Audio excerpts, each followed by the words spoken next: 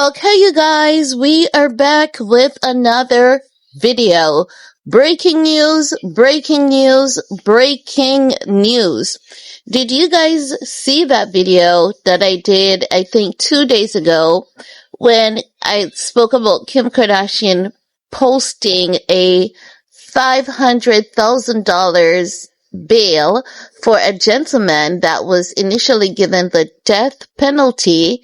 His case has been reviewed and he's now out on bail because Kim posted bail for him.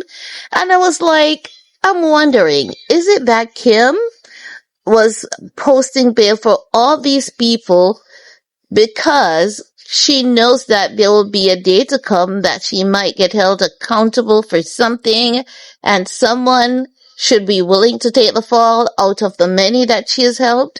Like, what are the chances? I was just running my mouth on that 2 days ago. Fast forward today, a British court sentenced a truck driver to prison for smuggling 7 million British pounds worth, which is 9.4 million US dollar worth of cocaine in a shipment of underwear and clothing from Skims. And we know Skims is Kim Kardashian's shapewear brand. And we know Skims, right? Now, I find this to be so weird that this truck driver is held for it and there's no mention of Kim. And this is not just today, right?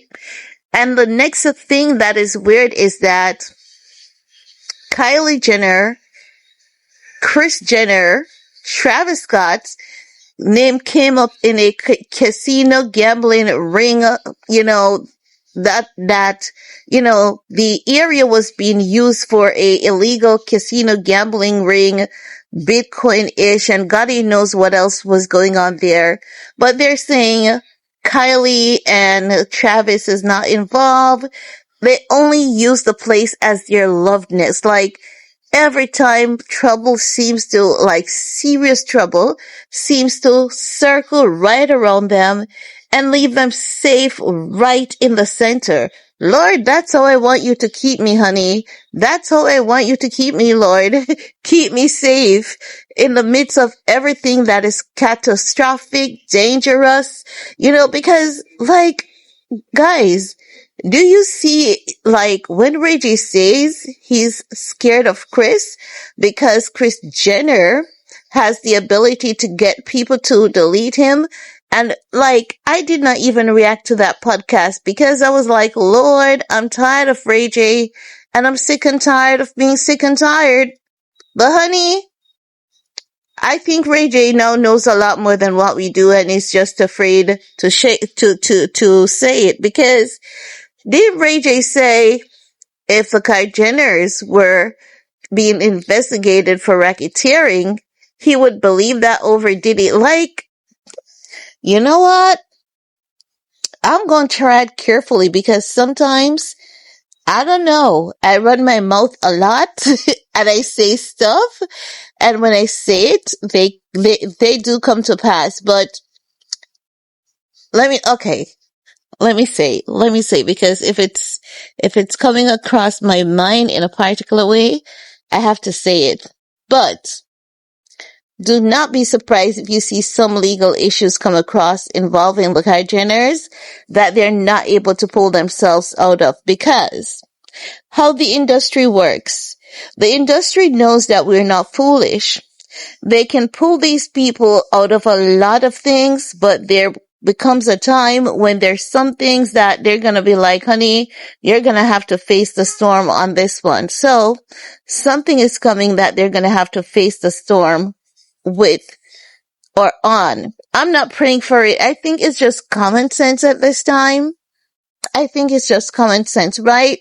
But let's get into this, because chances are, Kim could be 110% innocent. And no. Don't give me side eyes. Don't give me side eyes now. Chances are the lady could be completely clueless about all of this, right? Now they're saying the National Crime Agency said Jacob J.A.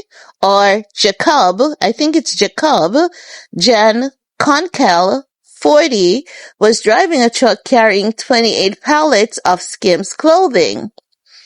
But there's someone bigger than John though. People like these truck drivers are never the owners, but they have to take the fall. You know, John is not the owner. John is a driver. But anywho, let's go along.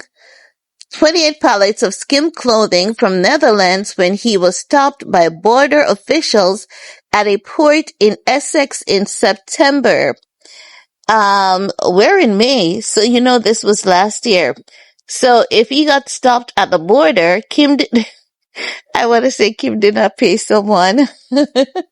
Someone did not pay someone, because normally when these things are going through, everyone gets paid to look the other way, but someone wants to send a strong message here that we can crumble you at any second, any minute, and this is just a warning to you.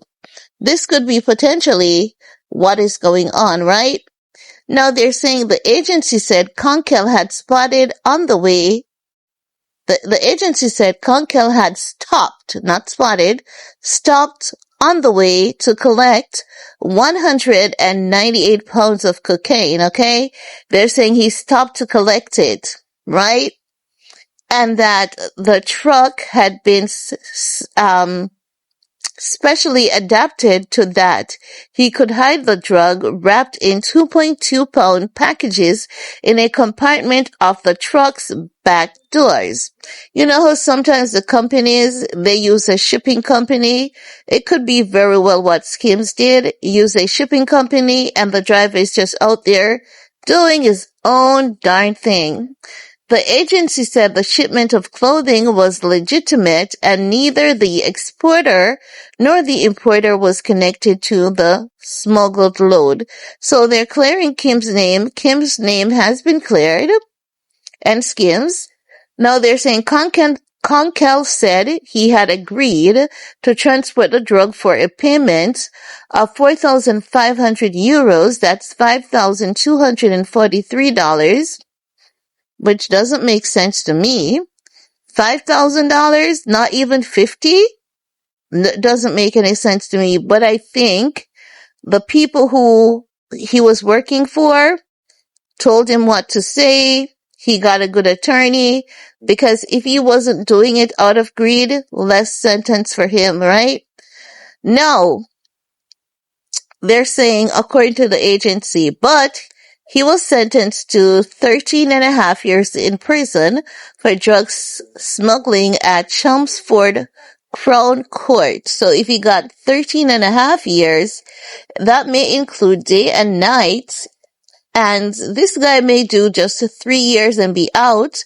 9 months too, because there's so many rehabilitation program.